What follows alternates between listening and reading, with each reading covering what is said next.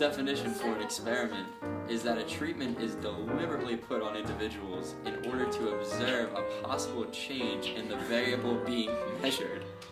Basically means that something is done to an individual and they are studied to see what effects that this treatment has on them. It's difficult to create a controlled, strong experiment because the environment around us is constantly changing.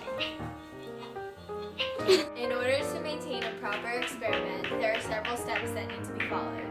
An example of a faulty experiment that could be performed and result in a bad study Will be a sleep study and the effect of a new drug on someone's sleeping patterns. Is given the actual drug, and one group is given a sugar pill, also known as the placebo. Welcome to the sleep study patients. I obviously already know my good friends Billy and Kenny, but it's protocol that I introduce myself. My name is Dr. James Monroe. Hi, Dr. James. Hey, Mr. Monroe. I will be giving each of you a pill to help you sleep, and we will study the effects of the sleeping patterns. Bill, you'll receive the first pill. It's placebo, so it probably won't do anything. And Kenny, you'll receive the other pill. Take them tonight and report back tomorrow.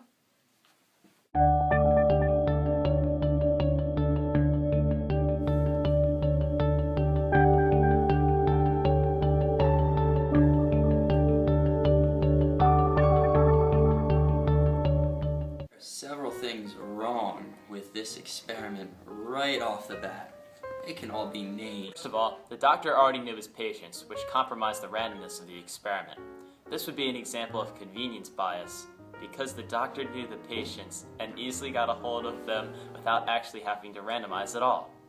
Randomization, or the various ordering of subjects in a random fashion, is key in experiments so that data is not compromised, because there is a greater chance that results will be more similar or different. The thing about this experiment is that Dr. Monroe told the patients which one would be taking the placebo and which one would be taking the real drug. Technique called blindness that does not allow the patients to know which drug they are taking. And double blindness is when neither the proctor nor the patient know which drug they are taking. The idea of a placebo effect is that he or she believes they are receiving the treatment and they respond to that mental treatment. As Billy knows that he's taking the placebo, he also knows that it will not work. Let's go back to the experiment and see how things are going. Hello, Billy and Kenny. I hope you enjoyed our sleeping facilities last night. Sorry that other bed wasn't open. I'm sure it wasn't too bad. My neck hurts a little, but I guess I'm okay. Good. Now for evaluation. Billy, how was your sleep? Do I just say, like, good or bad? What are the guidelines? I'm not really sure how this works, I guess. Horrible! My neck hurts, and you know that I already have insomnia. Well, that's a shame. Kenny, how did you sleep last night? Oh, my sleep was wonderful. As you already know, I'm a very deep sleeper, so I'm sure not even an earthquake could have waken me up last night. That's excellent. Well, we don't need to do another trial because we got the results that followed our prediction. Thanks for your help. Oh, it was great to work with you. It was really good. It was great to work with you, Dr. James Monroe. Thanks, It's a wrap. Monroe. It's clear to you viewers that this experiment is not well done and is extremely unprofessional.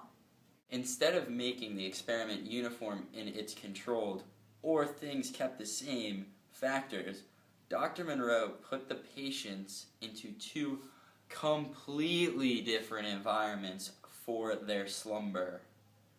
Billy was kept on the floor with only one pillow, a terrible environment for sleep, which would cause a bad sleep even with the pills.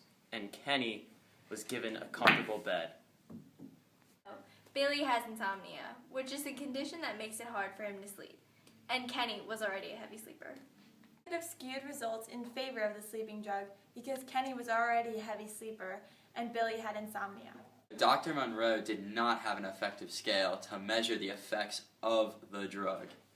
They were purely qualitative results, and there were no guidelines to even follow. Finally, Dr. Monroe did not repeat his experiment, and replication is important to reduce the differences that were caused by chance.